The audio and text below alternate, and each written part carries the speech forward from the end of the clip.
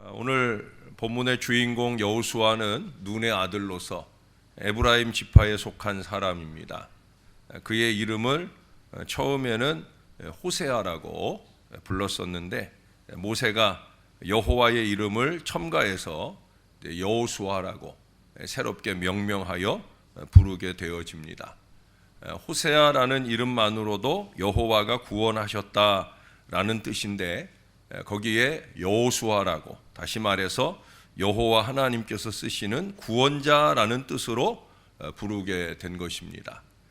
이 이름은 여호와 하나님의 성호를 사람의 이름에 붙여서 쓰게 된 시초가 되었다라고까지 봅니다.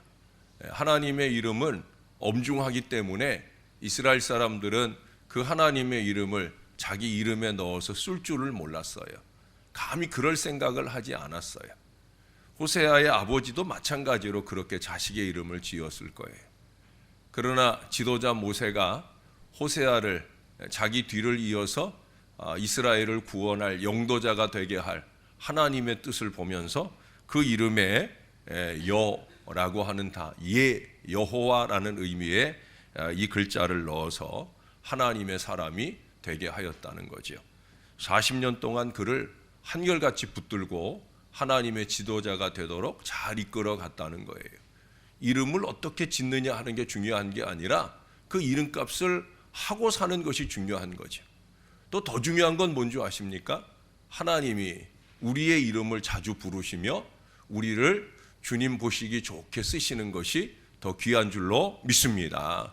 2020년 이건 뭐 있으나 없으나 그저 그런 사람 아니고 하나님이 꼭 필요하셔서 저와 여러분을 예배 자리, 전도 자리, 부흥의 자리마다 부르고 쓰시는 귀한 이름들이 되시기를 주님의 이름으로 축원합니다.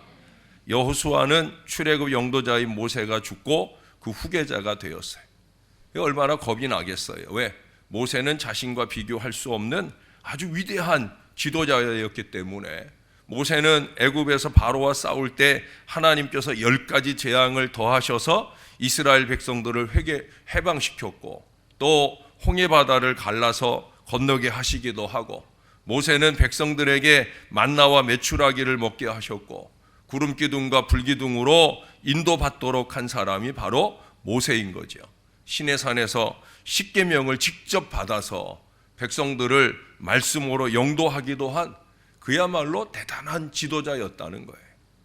신명기 34장에 보면 이후에 이스라엘 가운데 이 모세만한 지도자가 없다라고 말할 정도로 이스라엘 전체 역사 가운데 최고의 지도자예요. 그에 비하면 자기는 얼마나 연약하고 부족한지, 모세와 비교할 때 감당할 수 없이 미천하여 수많은 이 백성들을 가나안 땅으로 인도하는 게 너무 어렵다, 이렇게 생각이 들었어요. 그리고 광야를 떠돌던 이스라엘이 전쟁에 능통한 가나안 부족을 상대해서 이긴다 하는 거, 이거 불가능하다라고 생각을 했어요. 여호수아가 그렇게 두려움에 떨고 있을 때 오늘 하나님이 나타나신 거예요. 2절의 말씀에 보면 내 종 모세가 죽었으니 이제 너는 이 모든 백성과 더불어 일어나 이 요단을 건너 내가 그들 곧 이스라엘 자손에게 주는 그 땅으로 가라 말씀하셔요. 이것은 여호수아에게 주어진 새로운 도전, 지난 주일의 말씀처럼 새로운 소명이 되는 거죠. 그리고 그에게 오늘 하나님은 강하고 담대하게 하시는 말씀을 더하시는 걸 보게 됩니다. 여러분, 새해를 맞은 우리에게도 강하고 담대한 믿음이 필요합니다. 우리에게도 삶의 장벽과 영적인 대적들이 항상 우리를 가로막고 있어요. 밖에서, 안에서 대적들이 끊임없이 우리의 길을 막고 있다는 거예요. 발목을 자꾸 잡으려 한다는 거예요. 해결해야 할 많은 문제들이 있어요. 아울러 두렵고 떨려서 어떻게 해결할 수 있을까 하는 염려들도 있어요. 믿음으로 천국의 상속자가 된 우리에게도 날마다 우리 죄와 싸우고 악한 영과 싸워야 하는 영적 전쟁이 있다는 거예요.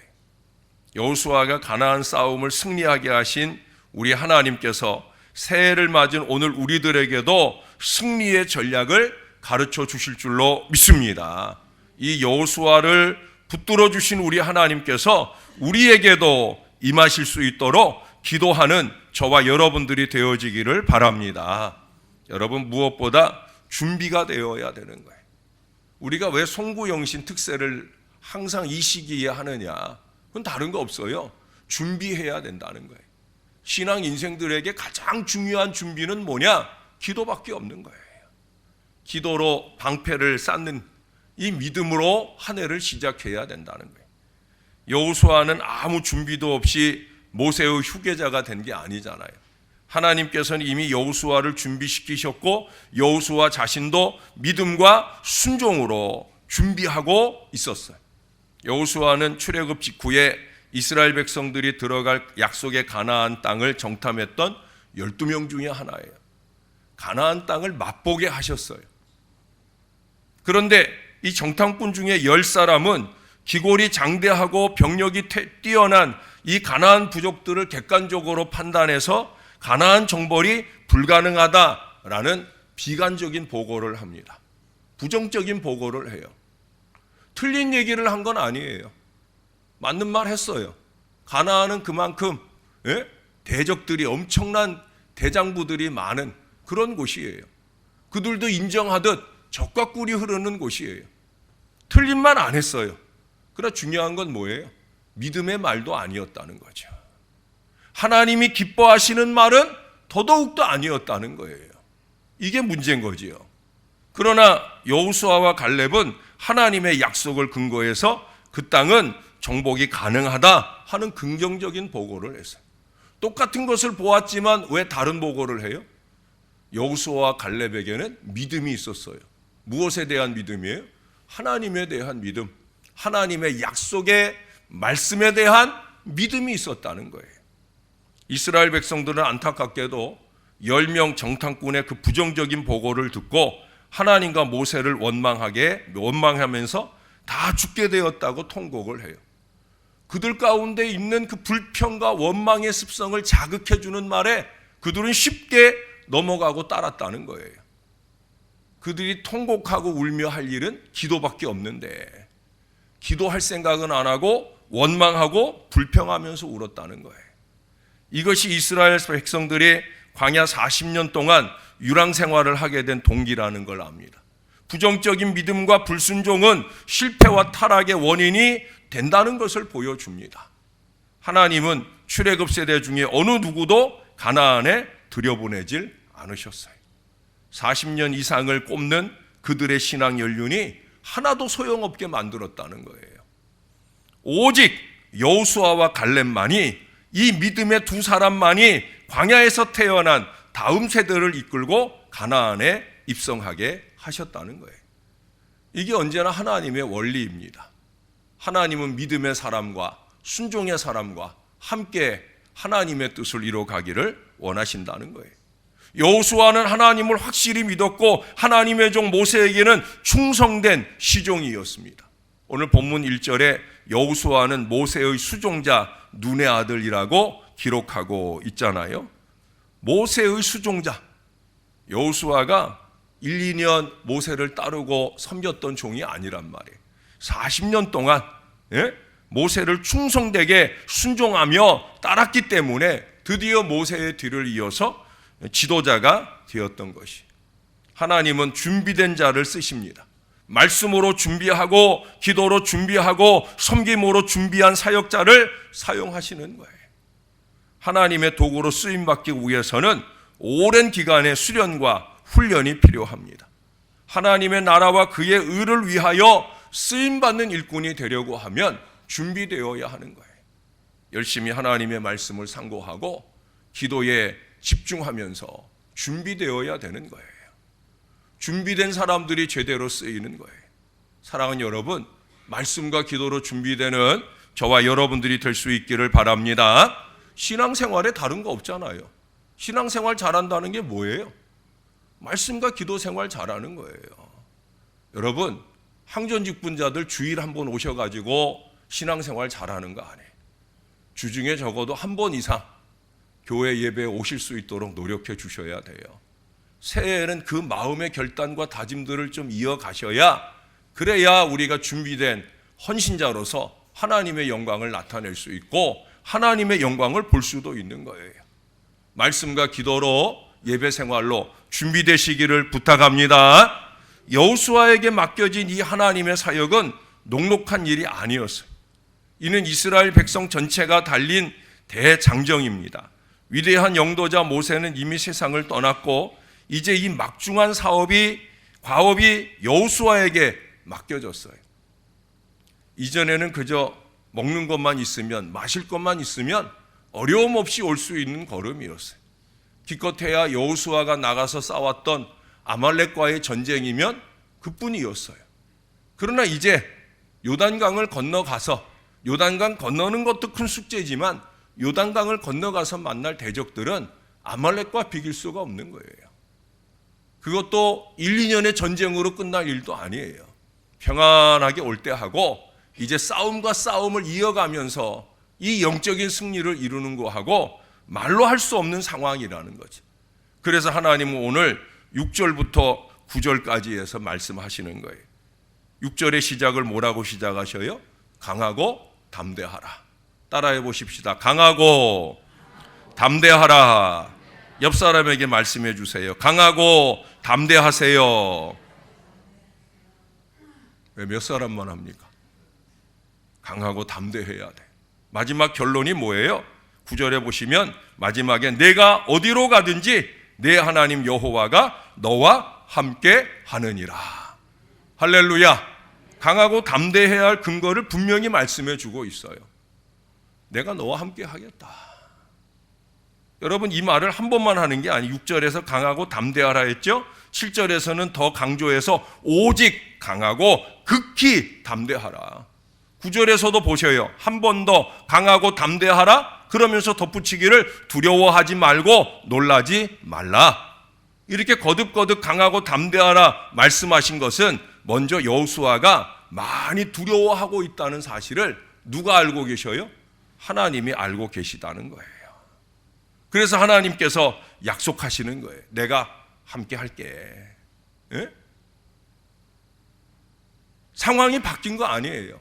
환경이 달라지지 않았어요. 사람들이 변했느냐? 뭐 그렇지도 않아요. 그러나 딱 한 가지, 임마누엘 하나님이 함께 하시겠다는 거예요. 왜 그 말씀 하시겠어요? 40년 전에 여호수아가 한 고백이거든요. 하나님이 우리와 함께 하시면 그들은 우리의 밥이다. 40년 전에 여호수아가 고백한 바로 그 고백을 상기시켜 주는 거예요. 하나님은 다른 것 갖고 역사하는 게 아니에요. 부정적인 언어 위에 역사하는 게 아니에요. 하나님은 긍정적인 믿음 위에 역사를 주시는 줄로 믿습니다.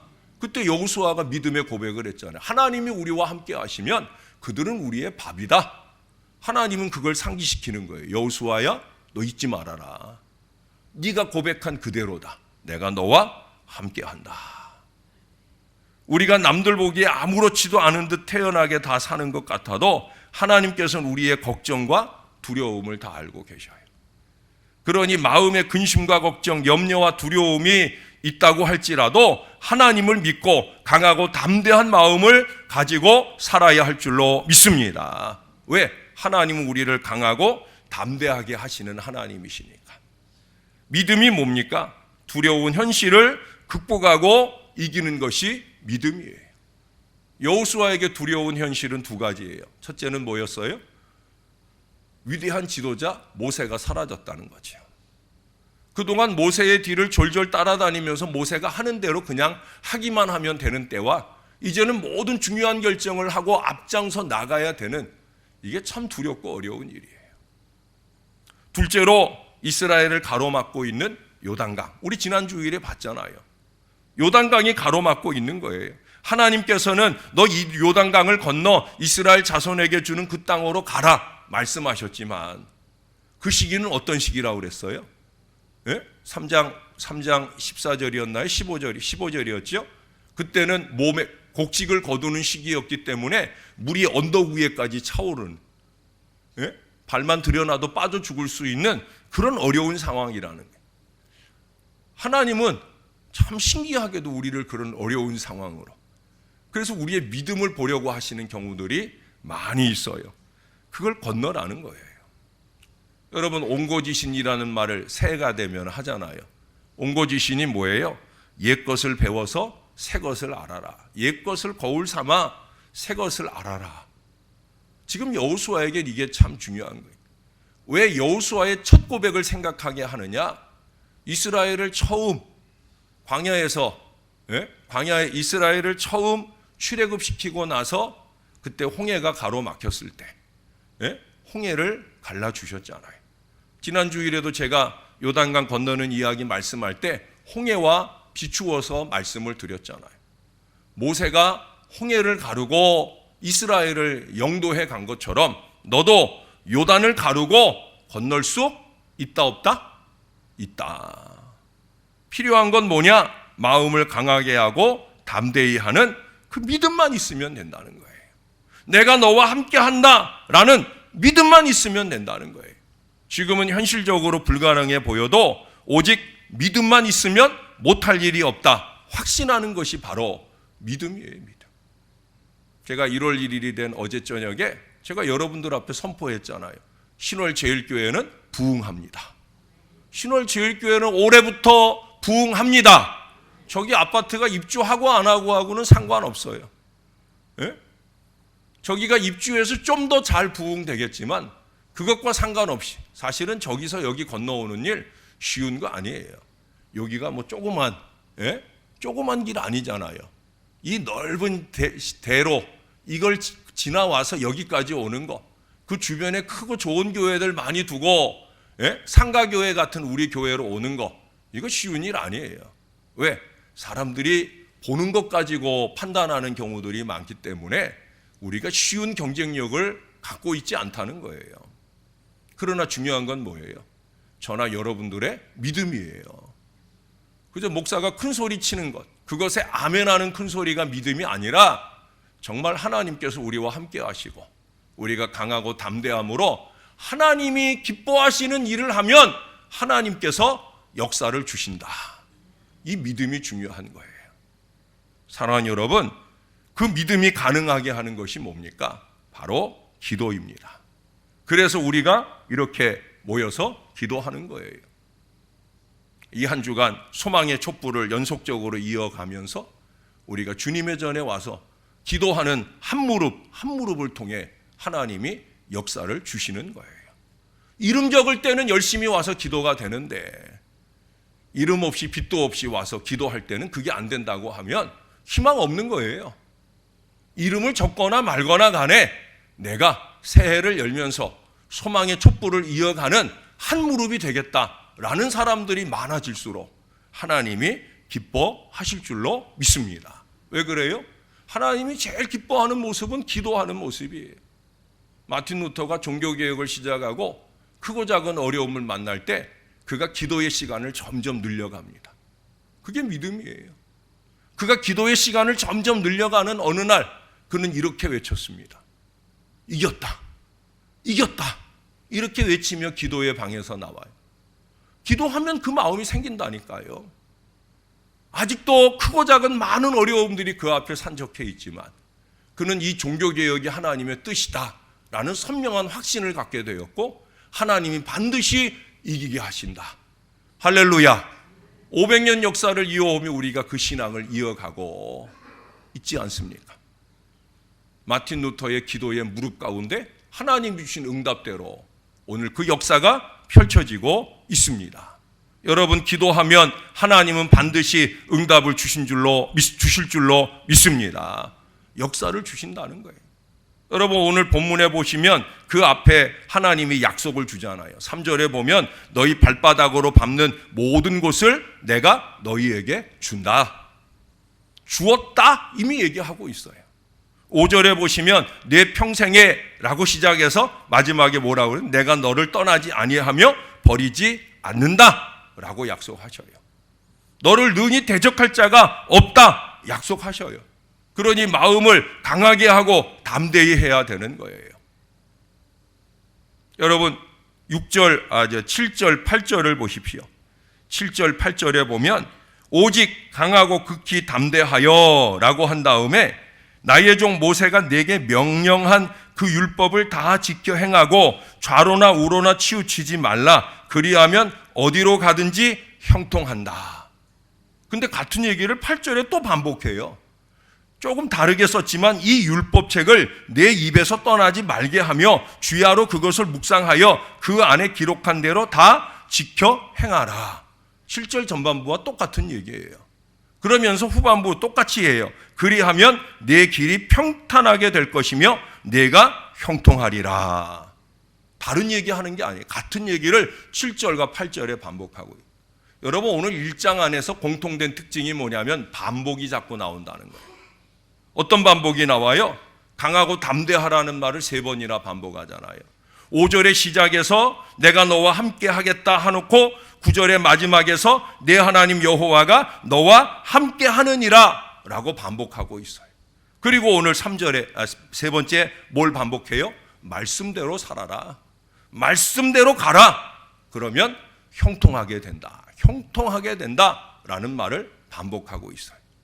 결국 이 반복된 것을 종합해 말씀하면 그거예요. 강하고 담대하여 말씀대로를 하나님과 함께 가라. 그것이 그 길이 형통의 길이다. 할렐루야. 이게 진리예요, 여러분. 여기 성경 66권에서 말씀하는 진리는 다른 거 아니에요. 강하고 담대하여 말씀대로를 하나님과 함께 가라. 그리하면 형통한다. 그 강하고 담대함을 갖는 비결이 뭐냐? 바로 기도하는 거예요. 기도하면 마음이 담대해집니다. 목사인 저도 잠 못 이루는 밤을 지내요. 하고 싶은 말을 다 하지 못해서 끙끙거리며 잠 못 이루는 밤을 지나기도 하고요. 또 마음에 이루 말할 수 없는 통증과 아픔으로 잠 못 이루는 밤을 지나기도 해요. 목사에게 필요한 것은 뭐 건강식을 먹고 뭘 하고 이런 게 아니에요, 사실은. 목사의 마음이 강하고 담대한 마음으로 돼야 되는데 끊임없는 상황과 환경과 사람에 의해서 자꾸 마음의 번뇌와 번민이 생겨나요. 잠 못 이루는 밤을 새우게 돼요. 그거 다른 거 없지요. 기도할 것밖에 없는 거예요. 목사만 그런 게 아니에요. 여러분들도 마찬가지. 우리가 그렇게 기도의 무릎을 꿇을 수 있으면 주님이 우리와 함께 하시고 우리가 강하고 담대함으로 믿음의 전진을 이어갈 때 주님이 약속해 주신 형통의 역사가 우리에게 이루어질 줄로 믿습니다. 2020년 그와 같은 믿음으로 개인과 공동체에 힘있는 은총의 미래, 발바닥으로 밟는 모든 곳을 이기고 승리하는 하나님의 백성들 되시기를 주님의 이름으로 축원합니다. 우리 같이 한번 기도할게요. 첫째로 걱정과 염려로 건강한 꿈과 실천을 이루지 못한 그런 연약한 죄를 회개하십시다. 2020년에는 진정 하나님과 교회를 위한 담대한 마음으로 살 수 있게 해달라고, 긍정적인 믿음으로 살 수 있게 해달라고 주님 앞에 간절한 마음으로 기도하시는 이 시간이 되길 바랍니다. 다 같이 기도하겠습니다. 이 아침 우리 주님 앞에 다른 긴 기도가 필요 없으리라 믿습니다. 부족한 종에게나 이 주의 백성들의 마음속에 극히 강하고 담대한 믿음을 더하여 주옵소서. 무엇보다 말씀과 기도를 붙들고 주님과 함께 가기를 소원하게 하여 주시옵소서. 주님이 어떤 사람과 함께 가며 평탄하고 형통한 길로 이끌어 주시겠습니까? 말씀과 기도 붙들고 가는 사람입니다. 하나님, 여호수아에게도 다른 거 말씀 안 하시고 마음을 강하게 하고 담대히 하라, 그렇게 강조해서 3번 말씀하시면서 다른 말씀 안 하셨습니다. 말씀대로를 가라. 말씀대로를 가라. 그러면 내가 함께 해주겠다. 평탄하게 하고 형통하게 해주실 것이다. 하나님, 우리가 이 약속을 신뢰하게 도와주옵소서. 올 한 해 개인적으로, 가정적으로, 교회적으로, 국가적으로 이 말씀 붙들고 기도하면서 담대하고 긍정적인 믿음으로 형통한 역사를 열어가는 하나님의 사람들이 되게 하여 주옵소서. 부정적인 언어를 전파하면서 좋지 않은 결과를 만났을 때 그 모든 탓을 남에게 돌리기 좋아하는 어리석은 인생을 살지 말게 도와주시고 믿음으로 긍정하며 말하게 도와주셔서 여호수아와 갈렙처럼 반드시 젖과 꿀이 흐르는 축복의 땅에 이르는 하나님의 사람들이 다 되도록 우리를 도와주시옵소서. 오늘도 주님 앞에 비전 씨앗의 귀한 예물을 드리는 귀한 손길이 있습니다. 우리 박종희 장로님 가정과 또 김금옥 권사님, 또 최윤정 권사님 등을 비롯해 많은 종들이 비전 씨앗의 물질을 심습니다. 새벽 기도에 감사 헌금을 무명의 예물로 올려드립니다. 주님 기쁘게 연락하여 주옵소서. 모든 예물 속에 깃든 교회를 사랑하는 마음, 기도에 열중하는 마음들을 주님 붙들어 주시고 교회의 비전의 미래를 은혜로 열어가는데 어려움 없도록 역사를 더하여 주옵소서. 하나님이 반드시 영광을 받으시는 은혜의 물질이 되게 하시고 약속의 말씀대로 저들의 걸음을 평탄과 형통으로 이끌어 주시옵소서. 올 한 해 이 교회의 부흥하는 역사를 주님이 이루어 주실 줄로 믿습니다. 온 교회가 다른 거 말고 말씀과 기도로 이 일에 진력하는 올 한 해가 되도록 주님이 우리를 도와주시옵소서. 예수님의 이름으로 기도합니다. 아멘.